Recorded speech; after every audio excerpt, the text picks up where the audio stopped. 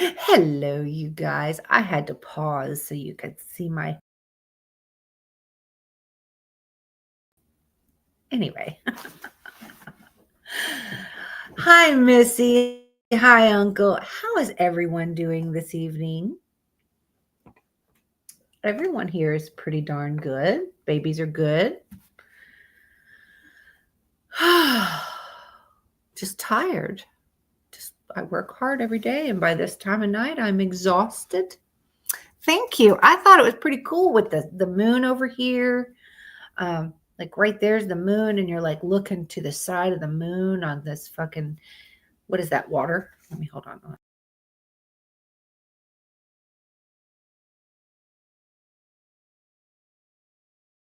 It's just when I see a picture like that that's like pretty and it's like eye candy, I try to like send it to myself and try and see how it looks on here.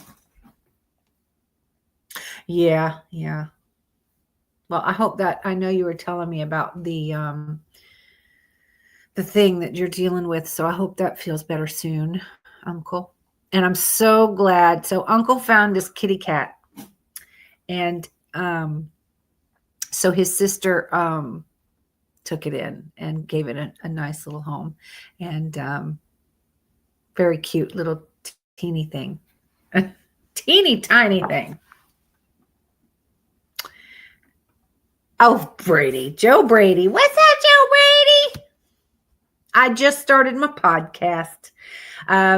So anyway, tonight we are talking about the hauntings in Indiana. I have 9 places, none that I have heard of before. I've never been to Indiana. I don't know much about the state. I mean, I do know a couple cities and stuff in here. There's a, let me tell you, Indianapolis seems to be very haunted. But so I'm going to get started on the Indiana hauntings. Now, number 1, it's called the Whispers Estate, and this is in Mitchell, Indiana. I know, Joe Brady, you drive a truck now. Do you go through Indiana at all? Like, are you familiar with like where these, how in, do you go through there?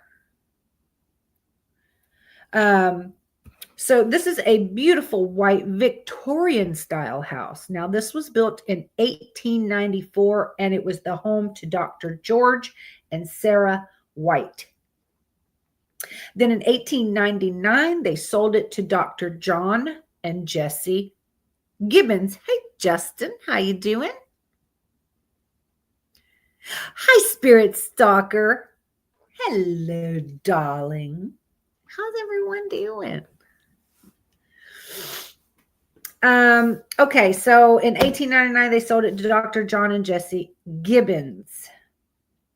They sadly could not have children, so they adopted 3 children and they loved them dearly.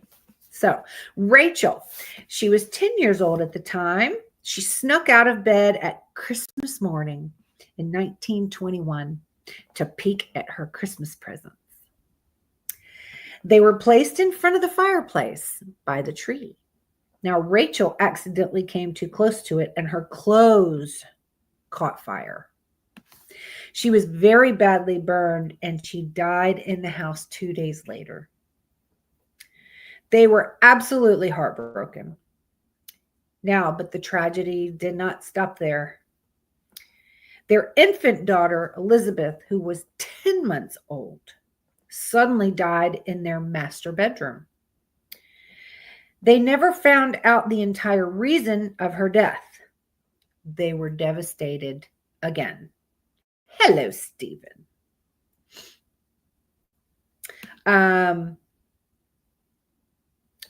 Jessie, that was the wife. Jessie then got very ill with pneumonia and died only 2 weeks after their daughter passed away. Now, you know, these days, I don't know if this was popular back then, but you know, they call it SIDS today. Sudden infant death. And that happens to children below the age of 2, I believe. So I don't know if this was like a popular thing back then, because from what I could find, they couldn't find any reason for the death. So I'm assuming that maybe back then it was considered SIDS, but they didn't know it yet.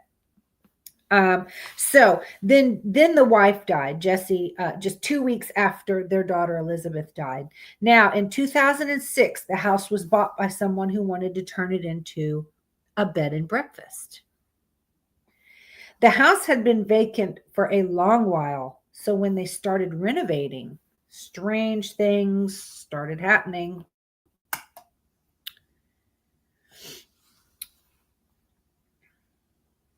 People started hearing talking and whispering coming from all over the house. And when they would go look, why am I hearing talking in this room? Nobody's there.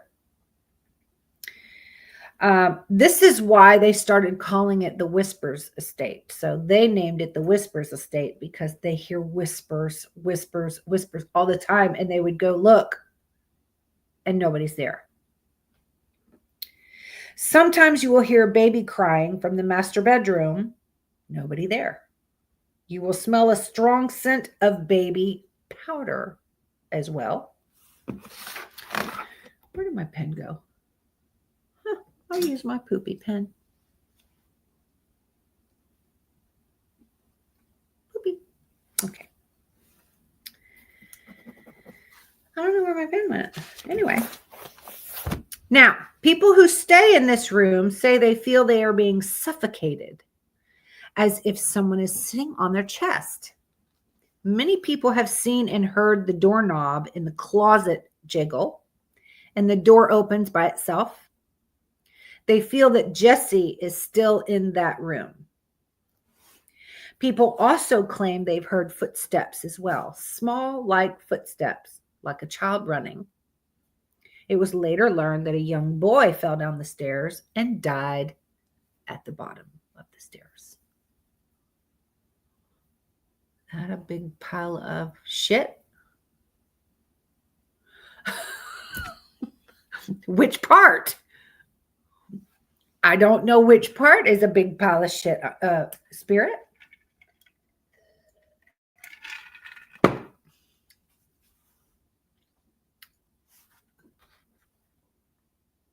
Oh, see, this is how fast.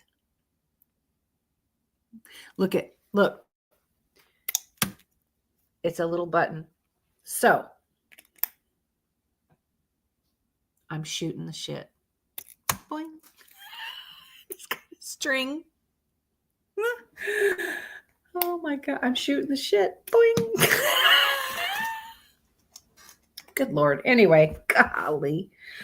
Anyway. Now, when you hear heavy, faster footsteps is when you should be cautious. The heavy footsteps are always accompanied by growls, pushing, scratching, and even biting. People have gotten bit. Now, Dr. Gibbons had a general practice there on the first floor for about 26 years. Many patients died in this house. People have reported a certain black figure downstairs they call Big Black. They say he is terrifying, but he doesn't seem violent. But I guess he just scares the shit out of people. Now, they brought a psychic in, and she told them there's at least 4 graves in the backyard, as well as a pit grave where amputated limbs, internal organs, and aborted fetuses were dumped. Whew. She claims that Dr. Gibbons himself haunts the house and likes to whisper in people's ears and sometimes touch or grab people. She confirmed the little boy falling down the stairs. She confirmed the mother with pneumonia, and she confirmed the daughter in the fire. Some other ghosts the psychic picked up on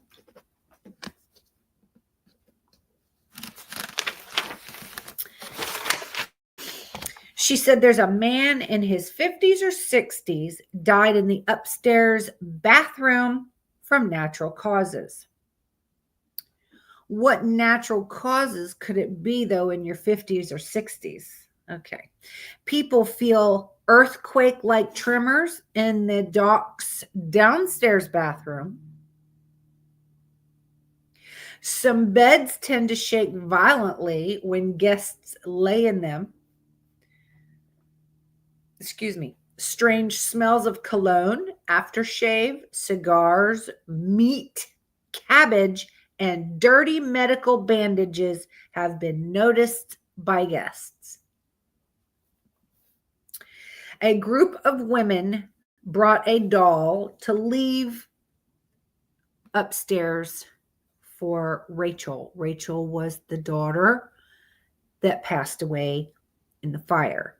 Now they brought a doll and left it there for her. They took it up and left it in what used to be her bedroom. A little while later, the doll was found at the foot of the stairs, and it slightly smelled of smoke and was slightly burned. Now, the house is still open as a bed and breakfast, and people still stay, but the owner put it up for sale for $130,000 and for fully furnished. So I think the owner's kind of just wants to get the fuck out of there, get rid of it now. But I mean, if I had it, I wouldn't sell it. I would want to keep it and keep it as a bed and breakfast. I wouldn't live in it, but I would be there every day for the bed and breakfast and let people stay there. I would give ghost tours. I would tell the stories of the house. I would bring more psychics in, and I would let people come and investigate and try to find out all the history of the spirits that are in the house. Wouldn't you? Who wouldn't want that? Like, I would absolutely. And I'd let the spirits know you are still welcome here. And this is still your home and you are welcome to stay here. But I would let them know this is my home too. And other people will be staying here. Be nice to them and they'll be nice to you. And of course, that would be passed on as well. But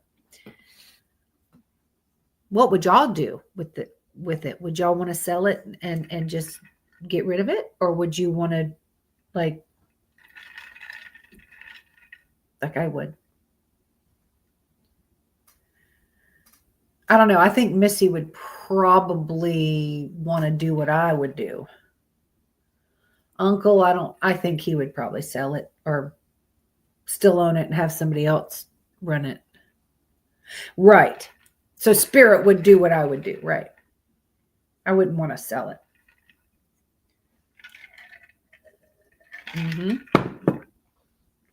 Now, number 2, this is it. Oops, I just shot the shit again. That was by accident. Now, this one is in Indianapolis, and this one is one of the short ones because I couldn't find much. But this is called the Indiana State Sanatorium in Indianapolis, and it's also known as the Hospital for the Insane. Now, we all pretty much know what happens in the insane asylums. Now, this opened in 1848. It was 120,000 square feet of a tuberculosis hospital, nursing home, mental hospital, and supporting buildings, including tunnels. Now, just about all of the mental hospitals I've covered have claimed they have the underground tunnels that would be used to transport the patients from building to building so they couldn't escape. So the tunnels doesn't surprise me anymore. Now, it operated as Indiana's main tuberculosis hospital from 1908 to 1968. It then closed and reopened as the Lee Allen Bryant Health Care Center in 1976. No, I wouldn't live there, but I would damn sure own it and rent it out and have people stay there and investigate. And sure, absolutely.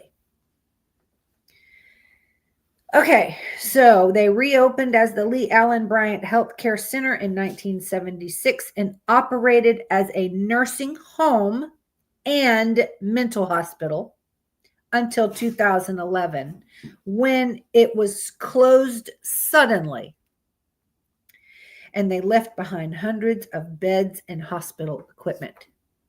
Now, I could not find why it was closed suddenly. I don't know. I have no idea. Now, the show Destination Fear, right. They investigated here. It was season 3, episode 14. If you guys like Destination Fear, I do like that show. If you guys want to catch that one, you'd see it. People investigate here a lot, and they report disembodied voices, screams, chatter, shadowy figures constantly, electrical disturbances. They allow public and private investigations at this place, at the bed and breakfast. Like, I would tell the whole story of the place. I would tell anything that is documented in the house. I would absolutely tell it. I would give the ghost tours. I would tell them the most haunted room. If they were a paranormal, they would get a discount to come there and investigate it. If they're just a regular, then they wouldn't get the discount. But we would warn people before they stayed the night there of any possible findings or happenings they could witness. Would they? Now, the third one is also in Indianapolis, and this is called the Hannah House. Now, apparently this one is pretty darn haunted. Now, this was built in 1858 by Alexander Hannah. It was part of the Underground Railroad that helped slaves escape and served as a safe haven for them before they could move on to their next location, which would be north to Canada, before the American Civil War. One night, an oil lamp turned over and ignited a fire. There were several people who were hidden in the home's cellar, and they all perished. These slaves escaped their locations, and they were being hidden here until they could go to their next stop. I don't know how long they were already there. I couldn't find any other information or exactly how many. They were just being hidden here until they could be sent to the next location. So I don't know if they were going to be there for one night or 5 nights, or I have no idea. The owner buried the charred bodies in the basement for fear of retribution for hiding the runaway slaves in his mansion. Now, today, the restless spirits of those who died in the fire live there. People claim they hear disembodied voices, unexplained footsteps, moans, screams, cold spots. They see doors that open and close by themselves, and a woman in period attire roams the house and the property. It is also known that a rocking chair on the front porch will rock by itself. No wind, no nothing. And you will get a feeling of panic or anxiety in the upstairs. Mr. Hannah's wife, Elizabeth, she gave birth to a stillborn child in a second-story bedroom. Now, people have said that they hear a woman cry up there. People have said they hear, the child was buried on the property, and it's an infant-sized gravestone with only a single date edged in the stone. No name. It was listed in 1978 as a historical landmark by the U.S. Department of Interior and the National Register of Historical Places.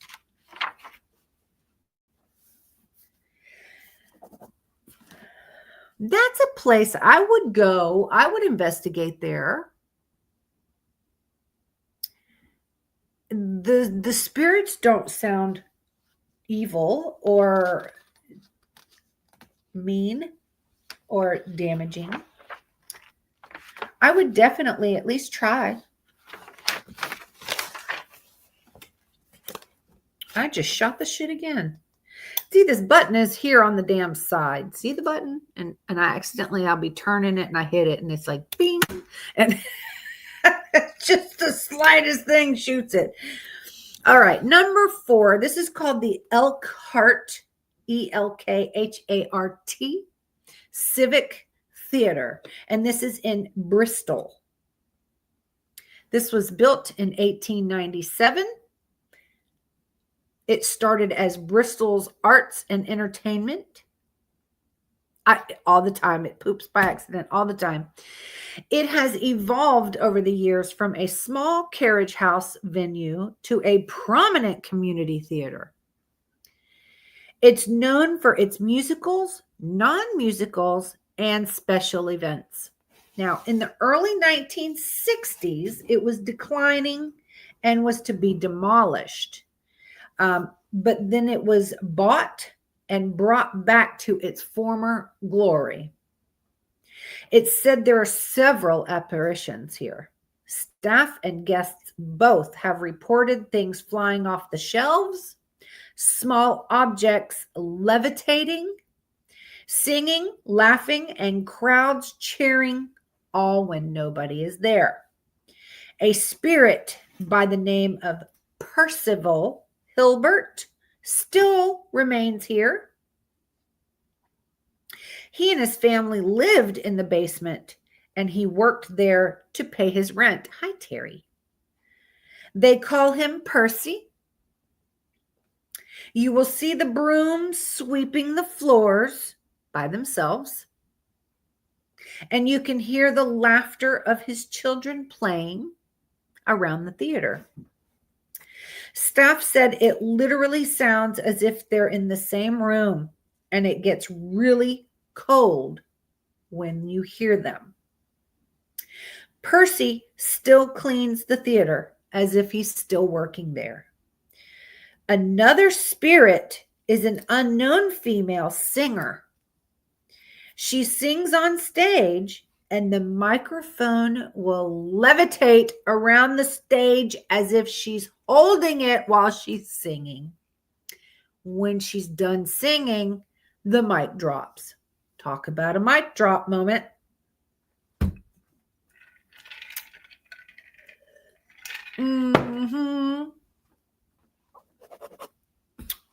I would go there too. Excuse me. I would. Now, excuse me. This next place is called the French Lick Springs Hotel. The French Lick Springs Hotel. And this is in French Lick, Indiana. So apparently there's a town called French Lick, Indiana. Now, this place dates back to the 1840s, and the property is well known for the healing properties of the sulfur springs. The owner, Thomas Taggart, expanded and gained fame as a social and political hub, attracting notable guests.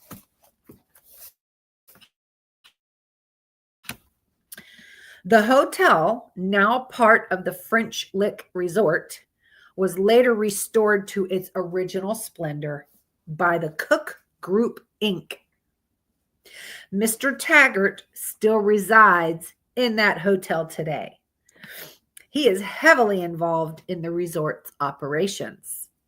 He died in the building on the 6th floor before the new wing was finished as he was expanding. Excuse me. He roams the halls and the front desk, and people will smell his cigar smoke. He does show himself in full body apparition, still wearing his suit and hat. It also said there is a spirit of a former bellhop who died while working. He is mostly seen in room number 428, where he died of a heart attack. People claim they see him in and out. He stands at the foot of people's bed. He moves things around the room, and he will open people's suitcases. People report seeing shadows. They hear footsteps, laughter, and what sounds like people having a party. But when they go look, nobody's there. Also on the 6th floor, it's said that a bride committed suicide in a bathroom, and people have literally seen a red stain appear and then disappear. They said it looked as if something was spilled on it. That would kind of freak me out a little bit. If I'm sitting there looking at something and I see red appear and then it just like disappears, that would freak me out a little bit. Like I've seen if I'm having a channel session, if something is channeling. And I remember specifically when a white wall, they showed me royal blue, like a dark royal blue color. And then they showed me a boat and like fishing rod. Y'all remember when I was channeling? And I saw, and then it ended up being their father. And he totally forgot that he had the dark blue fishing boat in his back garage, because he was trying to give validation to the son of who was coming through. If y'all remember that. Do y'all remember that? Because let me tell you, I had a fucking headache for 3 days after that. So I've learned if I channel like that, if I channel a lot like that, it's going to give me so before I go anywhere, I pop that, boy, I start popping the Tylenol extra strength. So yes, that was the one time I really was channeling a lot, because the father. Okay, let's see if I can give a reminder. A long story short. The father came through. The mother told them that he committed suicide and he was coming through. We were called to get rid of a poltergeist. The mother actually hired us. When we got there, he was started channeling through me, and I started bringing up shit from their childhood, like letters that were written that mama never showed them, how the letters were delivered to them. Like I was never told any of that. Anyway, it ended up being the wife's lover killed the dad, but she told them that he committed suicide. So they've totally reopened the police case, and I told them, I was like, I am not going to be involved in it. I am a channeler. This is not something that I can't prove anything in court. There's no way. But yeah, so the father was channeling through me with these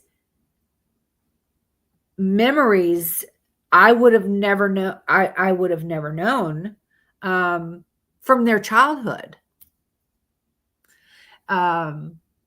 But he was doing those things to validate to them of him coming through. So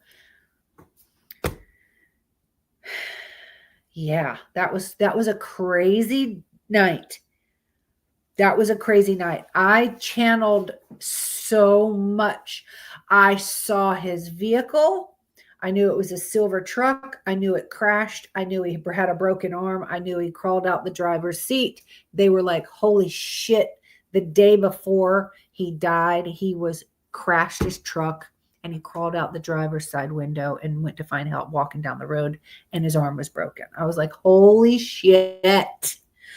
I started giving a description of the guy that was showing himself to me. The daughter brought out a picture of her dad on her phone, and I had described him to a fucking T. I mean, he had the big mustache, that Fu Manchu mustache. He had a cigarette in his mouth, and he had a mullet. And I could not believe the picture she brought out. It was the exact fucking photo that I saw of him in my head. Now, I don't know if Patty took this off of her page, but I went there with her. That is the one time that I channeled a lot. Like the first time I ever channeled was at Jasper Jail, but it happened a lot that night, and I ended up having like a migraine for 2 or 3 days after that. So I was like, fuck. But she did have it on her page. I don't know if she took it off because I was in it or not, but it was there. But anyway, we'll move on to the next one. It's called the Hacienda of Mishawaka, and the town name is Mishawaka or Mishawaka, however you say it. Now, Mishawaka is a Native American term that means big rapids. Now, today, this is a Mexican restaurant that used to be a private mansion that turned into a brewery.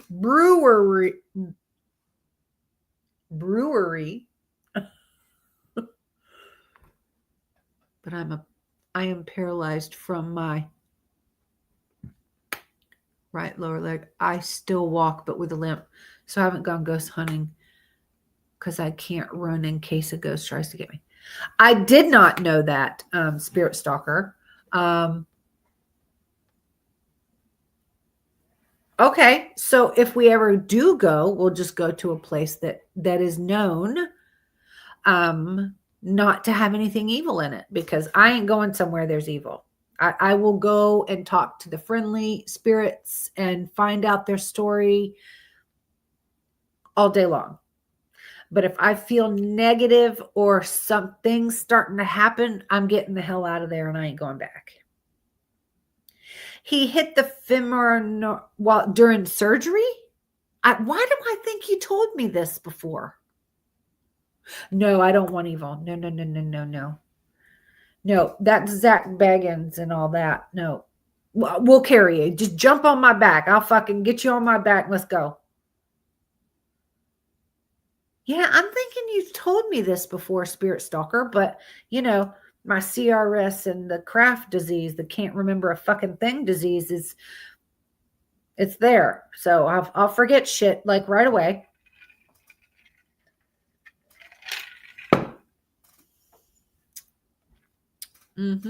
Or we'll just put you in a wheelchair and I'll roll your ass around. I ain't got a problem with that either. Okay. All right. This is called the Hacienda of Mishawaka. Now, this was turned into a brewery. And in 1978, it's been a famous Mexican restaurant since then. It was originally built by Adolf Kamm, Kamm, and for his son, Albin, Albin. It's getting harder to turn the pages because I'm at the end of my notebook. Now, Mr. Kamm lived in this house, in this mansion, with his wife, his son, and a live-in maid. Now, Adolf, the husband, and the maid were caught having an affair by his wife, and was later found that the maid was pregnant. Now, the maid ended up hanging herself in the attic. The husband found her, and he ended up shooting himself in the basement.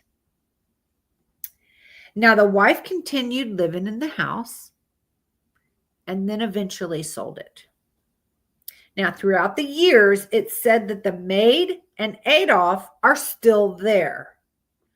The house was never given to the son, it was built for the son, but it was never given to the son. Now, a paranormal team investigated here and claims Adolf confirmed it was him, yet they could not get the name of the other, but said it was a female. The lights, appliances, and water turn on and off on their own all the time. You can hear a woman yelling as if she is mad on the second floor. You'll hear banging. You can smell gunpowder, cigarette smoke, and you can sometimes smell perfume. With further investigations, it was found that when it was operating as a brewery, there was a tower and a young male employee fell to his death off the tower. Even patrons that come in and see things while having dinner. A couple were having a normal night and the man's drink just flew across the room off the table. It scared him so bad. The glass was full of water. He jumped up and ran away from the table, and they would not return to the table and finish their dinner. Customers claim that their silverware will slide across the table, and it sometimes appears that someone will be pulling the tablecloth off, but nobody's there pulling it. People tell that a lot. Tell them that a lot. They say that is the most popular thing that they get, that it looks like someone's pulling the whole thing and like they have to stop it from going. I would go there. I would go there and investigate there. Now, the next couple ones I have are not that long. So these are kind of short. Now, the next one it's called the Crown Point Sheriff's House and Jail. And the name of the town is Crown Point. This was built in 1882. It was known as the place that John Dillinger escaped from. It officially shut down in 1975. I'm a just right.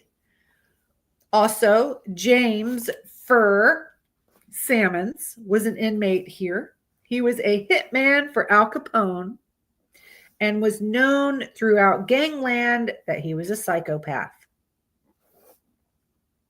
This location can be seen on Ghost Hunters, Paranormal Survivor, and on YouTube. Experiences here are physical, mental, emotional, and visual. Shadows, full body figures, mists, and orbs all can be seen here constantly. They will toy with people, attempt to take people's things. They will touch them, scratch them, and talk to them through the voice box. The ghosts here are undeniable. You will also smell smoke from cigars or cigarettes. Sometimes it will smell like someone pooped in the cell. Or you will smell urine.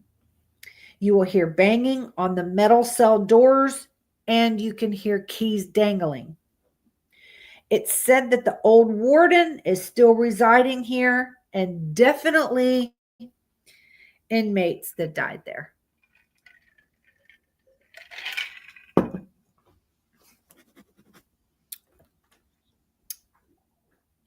I'd go there too. But y'all know how I feel about old jails. I love going to old jails. Old prisons, old jails. I don't want to go to a prison that's like still in use. You know what I mean? I want to go to a prison that was and is now closed, because then I'd be able to pick up on their energy a lot more than if people were still in it. Because being an empath, I just kind of get anxious when I'm around a lot of people, and I can start getting mixed feelings and almost have a panic attack. So like I don't want to go. Like there's several prisons that are haunted and they're still being used today. Like I think I don't remember where it was, but current prisoners can see the spirits of the old prisoners moving around in there. And I remember talking, I just don't remember where that was from. I've only been to a hanging jail that they turned into a holiday. No shit. See, a lot of those hanging jails, okay, a lot of those old jails, like the Jasper jail that we went to, the old Gilchrist jail that we went to, they hanged people on the property. They had the gallows. They had indoor gallows and outdoor gallows. They turned it into a Holiday Inn Express. You know there's spirits there. Oh my goodness.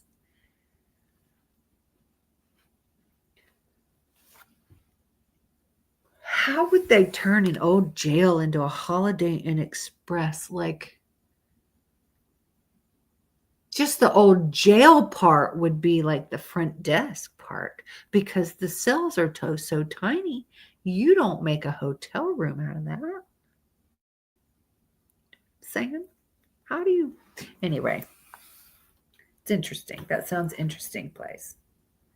Okay, the next place is called the Stark Saloon, and this is in Rosedale, Indiana. I've only been to. This was built in 1890 by John Stark and his wife Jenny. Their saloon was a family-run business that supported them and their 5 children. It's also the location of a tragic murder-suicide. John had fallen ill and had been laid up a while his wife ran the saloon. He was a very jealous man who continued accusing her, Jenny, of flirting with male patrons. In a fit of rage, or it could have possibly been the medication that was fucking him up. They don't know. But he shot Jenny near the rear door that was just outside behind the bar. And then he ran around and shot himself at the north end of the bar. And it said that both of them still linger there.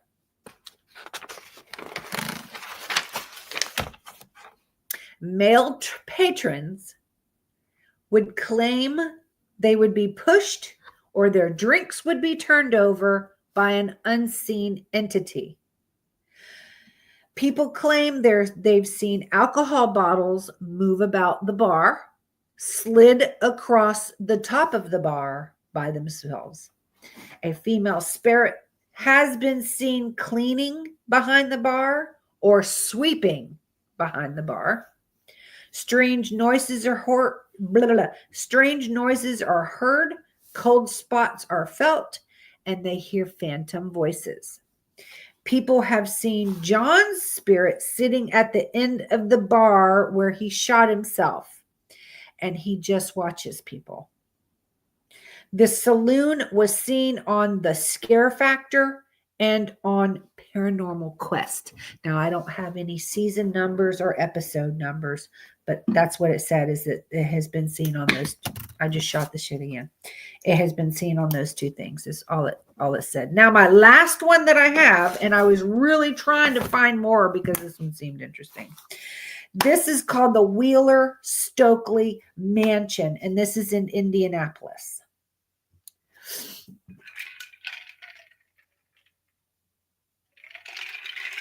I feel like I'm getting stuffy, so bear with me. This mansion was built in 1911 for an automotive businessman and Indianapolis Motor Speedway co-founder Frank Wheeler. It sits on 8.5 acres. William Stokely purchased it in 1937, and it was added to the National Register of Historical Places in 2004. Stokely lived here until 1963 and sold it to Marian University just before he died. People have always claimed strange happenings. They have seen a woman in a dress with long brown hair run out of the front door as if she's trying to catch her carriage, but misses it. She's upset and runs back in the house. Apparently, this happens several times a day. People will hear a band playing from different rooms, but go look, nobody's there.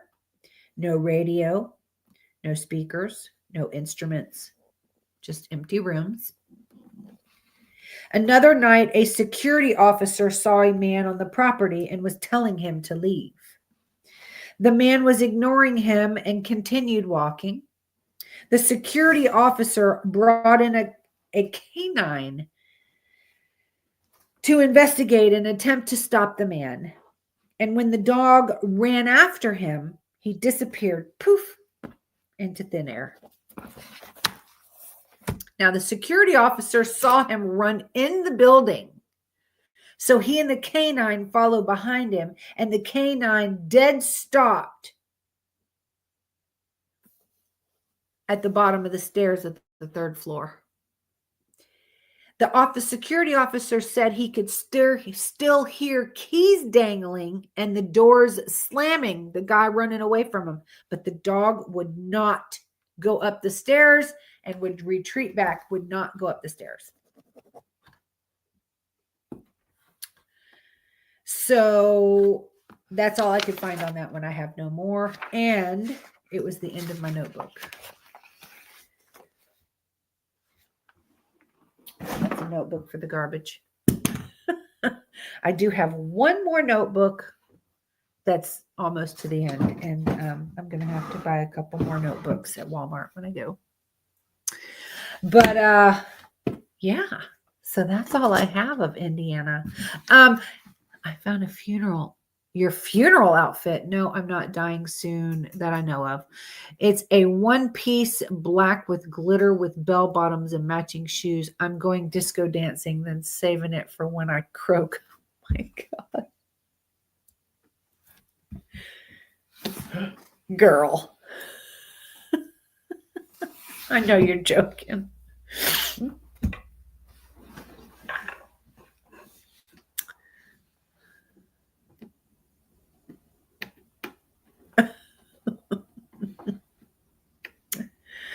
You're silly. So my next, I know I said it earlier and I can't remember. My next state is Iowa. I look hot, no joking. Fucking girl, you need to take a picture of yourself and post that shit, or at least send it to me. You got my number or my email or both. Girl, you need to.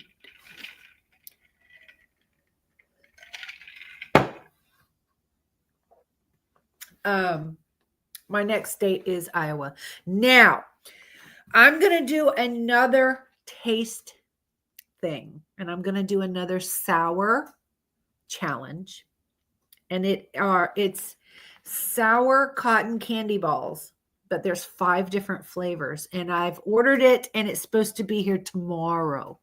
So I'm thinking maybe Sunday night we'll have our little sour candy challenge again. And I'm going to see if I can get Priscilla over to do it with this. I want a crank handle on my casket that plays music as you turn it. See you has the courage to play it. Pop goes the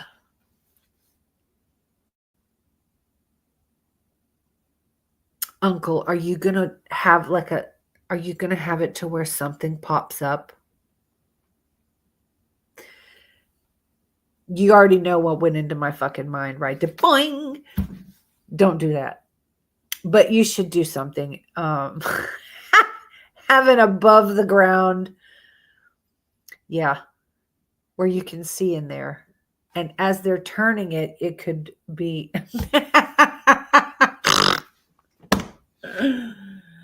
Anyway, it's my alcohol talking.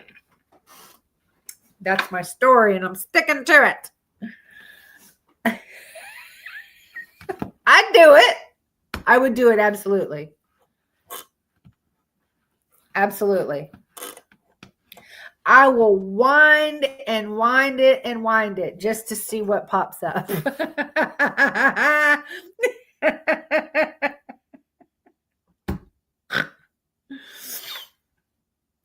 Sorry.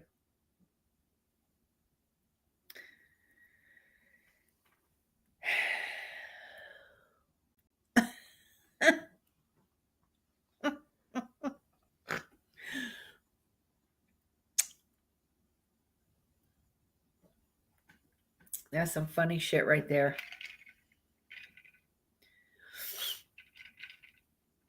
See, I'm, you know, I don't know what I would do if I die. I don't know if I would want to get cremated or if I would. I mean, y'all know how I don't like bugs and stuff, so I don't think I'd want to get buried in the ground, but yet I don't want to be stuck in something tight like concrete, like the above the ground things.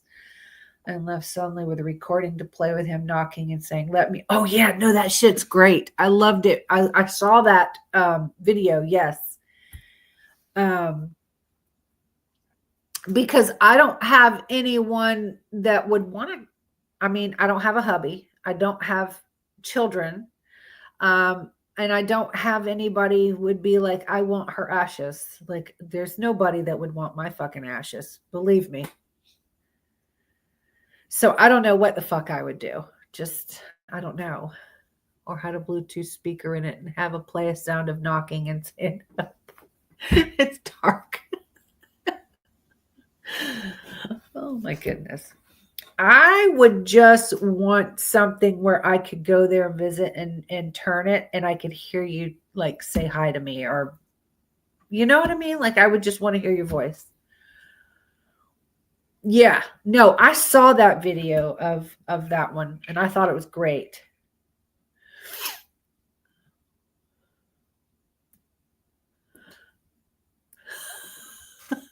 I don't have anybody. I mean, I have my girls and Annie and there's Missy and maybe Uncle and Terry and Rita and Julie. They might cry. They'd come to my funeral. I do have a couple good friends that I made as a police officer. That would probably come to my funeral. But there ain't one person out there that would want Cece's ashes. So I don't know what the fuck would happen to me. I really don't. Like if I said I wanted to be cremated, who the fuck would take my ashes? Nobody. It would just fucking sit there unclaimed. So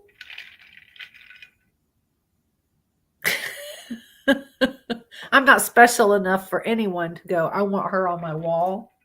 I want her to be with, you know what I mean? So, yeah.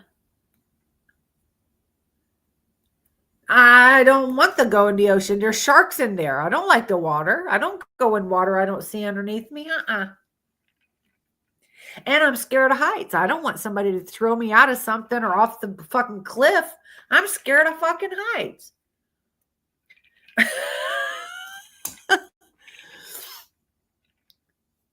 shit. I don't know. I'll just have to see when I get older. I don't know.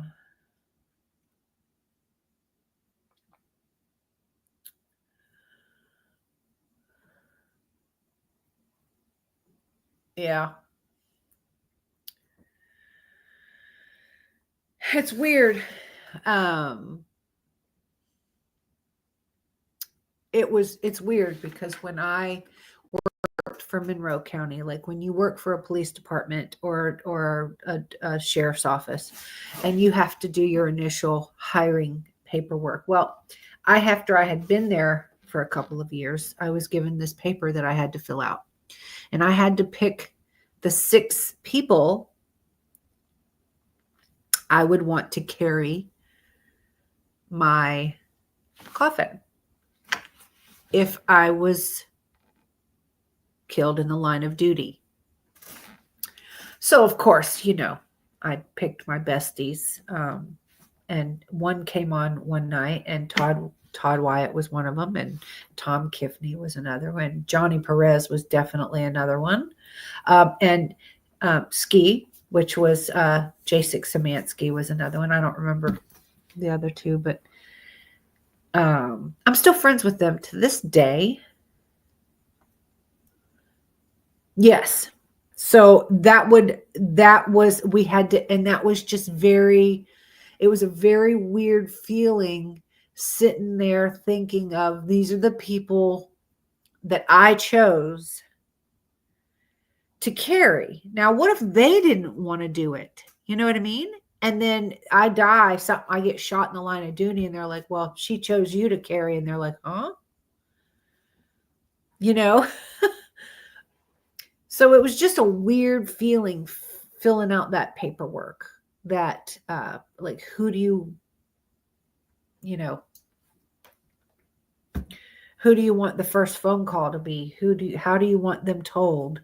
You know what I mean? Like, it's crazy the shit you got to fill out when you deal with stuff like that. And then in the service, when people are deployed, they are made to write their death letters, and they have to carry it on their persons, whether it be in the side pocket or a pocket or in the vest or something. But if they die or get shot or blown up, they grab the letter out of the uniform off of the body, and that letter is presented to the family. Is it a privilege? I don't know.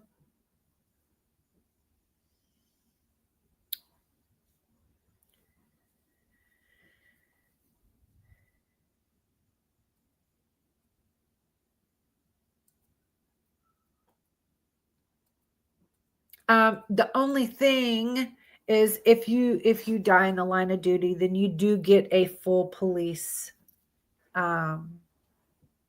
funeral. You get the 21 gun salute. You get all of that.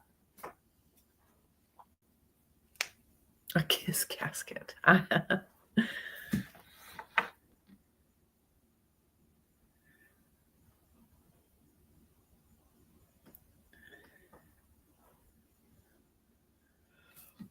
Oh, shit.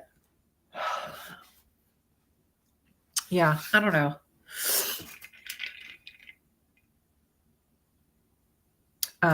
But yeah, so I don't know if I need to get, you guys would love Johnny Perez. I've told you guys stories about me and Todd came on that one night and was telling you guys what it was like to work with me.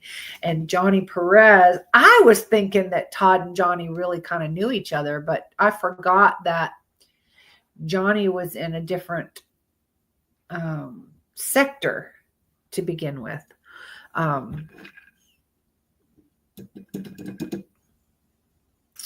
So Johnny was actually, Todd had already moved on to a different squad when Johnny arrived on my squad. So, but anyway, Johnny Perez and I had a lot of fun. He is so funny. Still one of my greatest friends. I love him so much. And he found me on Facebook, and he is no longer a police officer. He retired.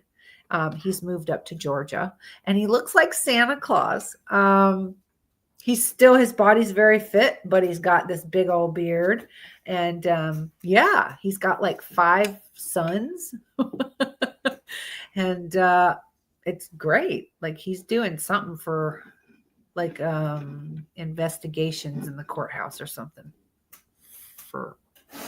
Anyway, he's doing some sort of investigation stuff now. But anyway, I don't know if I can talk Johnny Perez into coming on one night and talking about police work with me.